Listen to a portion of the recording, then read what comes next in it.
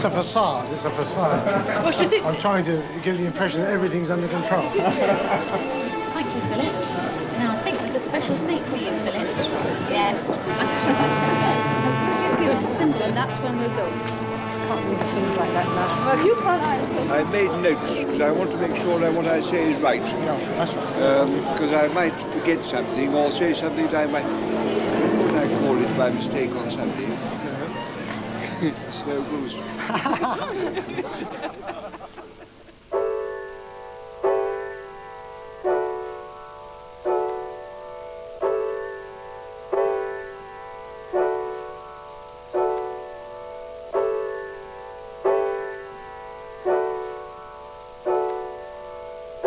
Innocent childhood, endless days of everlasting sunshine.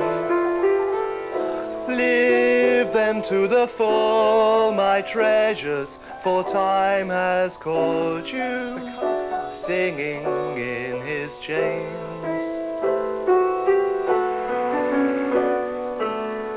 Young and easy you sit in the sweet bloom of summer, but the petals must fall from the rose, and time's wintry fingers will trace on your brow the passage of life's many woes. Scene 2 begins, the children come on stage playing a game amongst themselves. They have a song, they have a round song they sing while they're playing the game. The game then involves Kay and Gerda.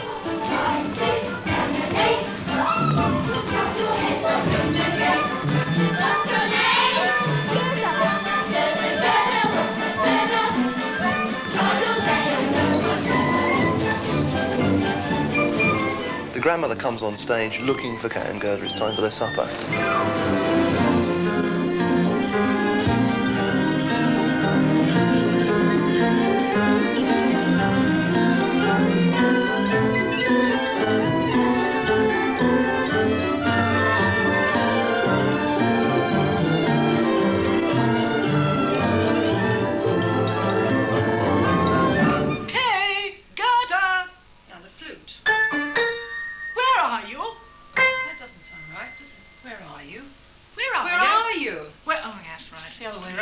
Okay, right. Slam the door. Where are you? Troublesome children. Teasing a poor old woman. Bringing everyone together for a scene like this is an organisational nightmare. People are never available at the same time, so each section, children, soloists, orchestra, chorus, has to be rehearsed separately. Until the music's been learnt and the vocal lines mastered, and everyone involved can meet up on stage, the opera exists only in parts, never as a whole.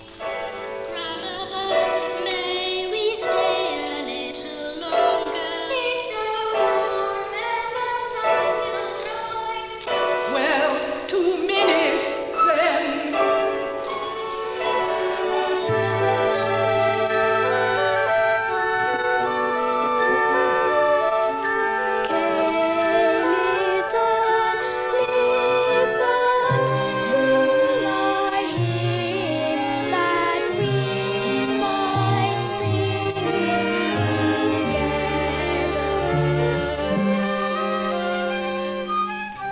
Roses blossom and fade away, but our infant Lord abides alway. May we be blessed His face to see, and ever little children be.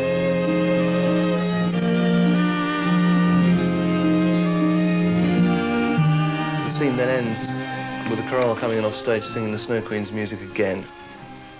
So the end of the scene, although it's been quite warm to begin with, it's actually quite icy to end with. We're reminded of the Snow Queen's presence.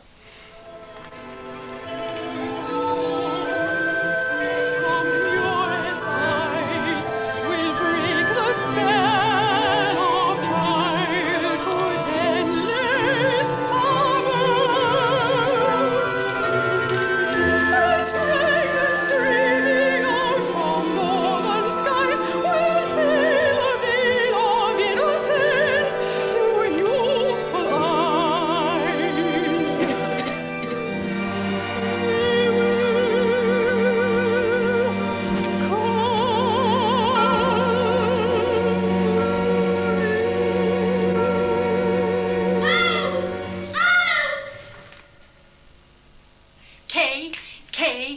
has become of you? What a burden you are to What a a poor burden you old are woman. to a poor Kay, old Kay, don't Kay, tease your poor Kay. old grandmother. Kay, Don't tease your poor old Lord, what trouble. Lord, what trouble. Children, can bring books. tearing Do up you books. think it Do clever? you think Come out it's here and clever? listen here. Just a minute. You see, Oh, all I that got trouble and bringing you... Kay, come here. Come be quiet. Yes, well, let's go. Hey, what has become of you? What a burden you are. What a burden you are. Don't tease your poor old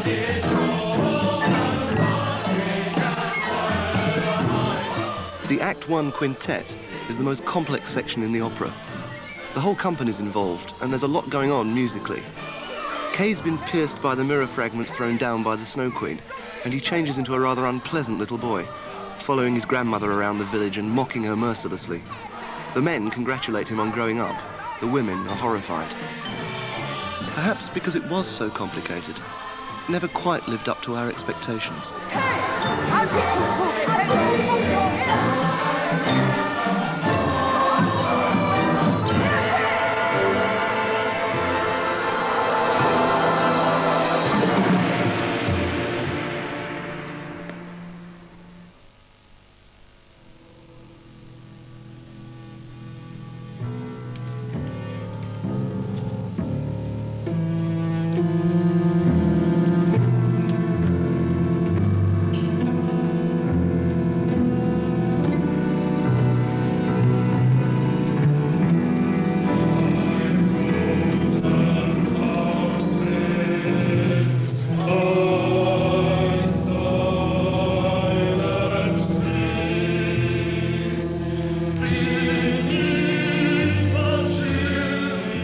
Towards the end of Act 1, the Snow Queen comes down from the Ice Palace and abducts Kay, who has fallen completely under her spell.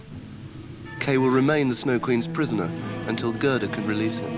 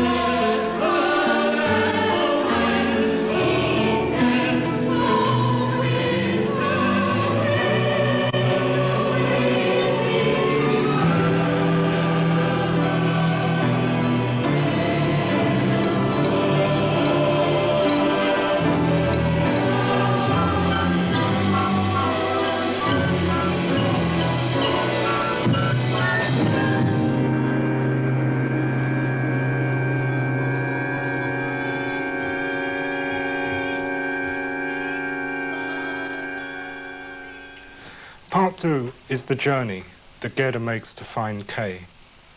It opens with Gerda alone, and she sings. She's later joined by the river. This is the music that she sings at the beginning.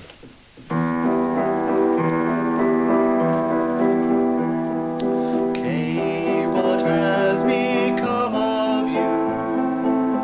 All this dreary winter through, no birds are singing, every steeple mourns for you, no bells are ringing. Ask the wind its song.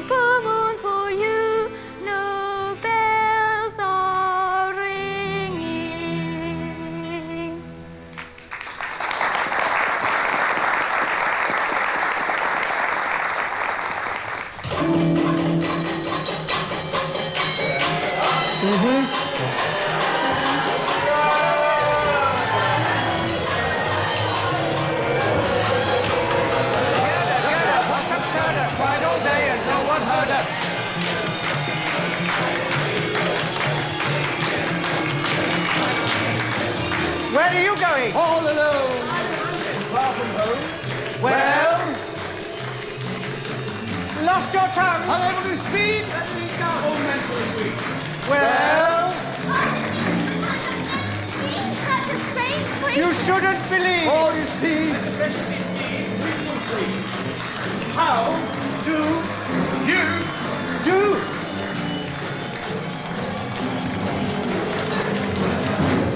Please, can you help me? I'm searching for Kay. Kay?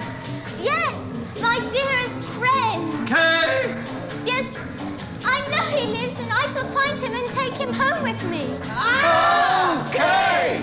Yes, Kay. Have you seen him? Perhaps he has passed this way. It is possible. Everyone passes this way. Sooner or later. What do you mean? Is he here? If you have seen him, tell me.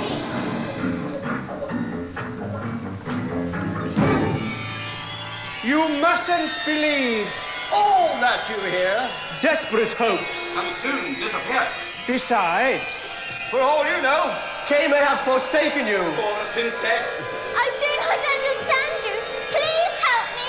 Tell me what you mean.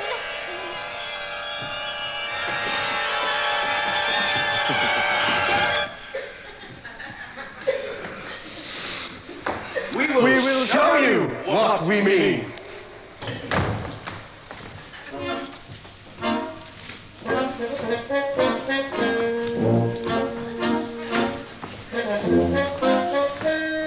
The idea of the Ravens scene was probably the furthest we went away from the original story, and there was some scepticism about putting a comic cabaret into an opera. But it fitted in with Gary's idea of referring to different styles of music, and I was sure the theatricality of it would work well. In the event, it turned out to be one of the scenes the cast and audiences liked best.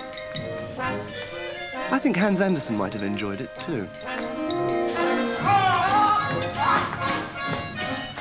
So eventually Gerda arrives at the Theatre of Illusions, which is emceed by 4 rather malevolent ravens.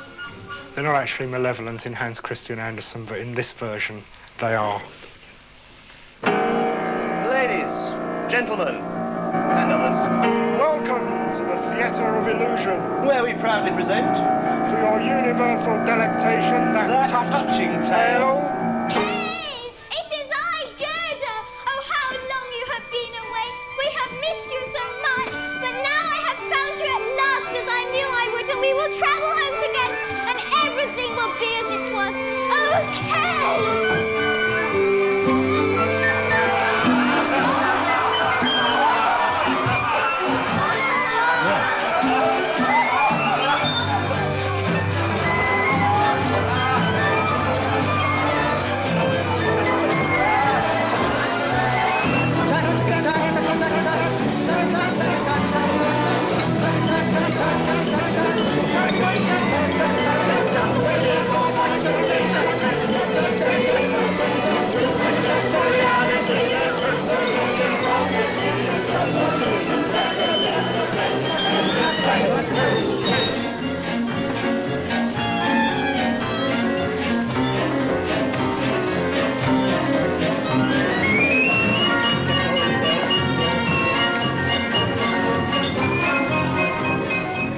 One of the more practical problems in the opera was trying not to fall off the stage. It got a bit crowded at times.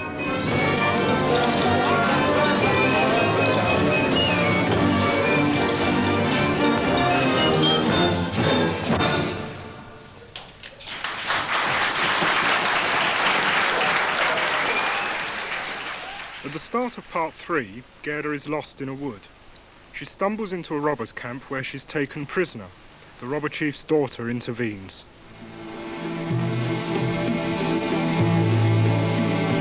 Come, entertain me. Tell me your story. Yes, tell. But I am so weary. Tell me.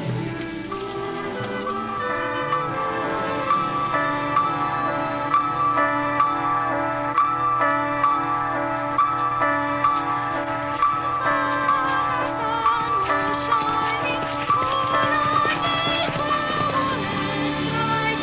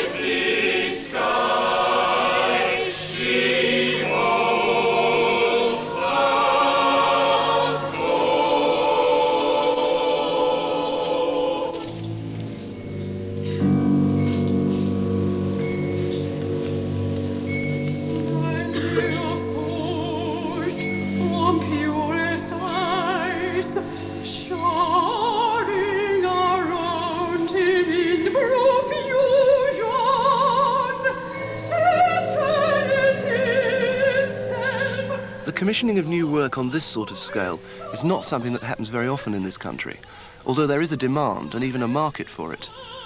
If it hadn't been for Blewbury, I doubt if Gary and I would have had the chance to write such an extended piece. Everyone wants chamber music or plays with a small cast. They're economic to put on. And if we'd spent 2 years working on the opera, the chances of ever seeing it performed would have been slight. With a cast of 70, a large orchestra and all the technical complications, most companies would have had second thoughts. Blewbury began to commission its own operas when it ran out of suitable work already in existence. There would have been more such works around if more had been commissioned.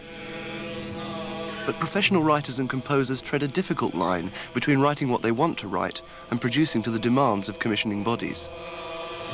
The energy and determination of a group of talented amateurs in a small Oxfordshire village might give some of these professional bodies pause for thought. Kay?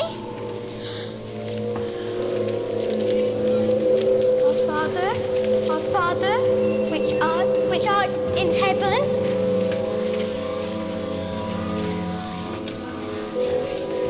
Hallowed be thy name. Thy kingdom come, thy will be done on earth as it is in heaven. Give us this day our daily bread, and forgive us our trespasses, we forgive those who trespass against us. Lead us not into temptation, for thine is the kingdom, the power, glory, forever and ever. Amen.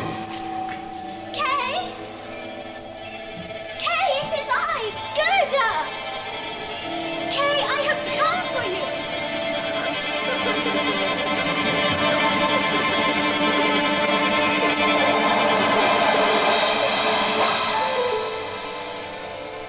Kay, do you remember me?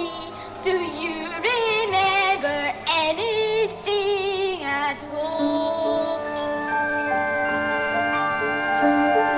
Roses blossom and fade away, but our infant Lord abides always. May we be blessed, His face to see, and ever little children be.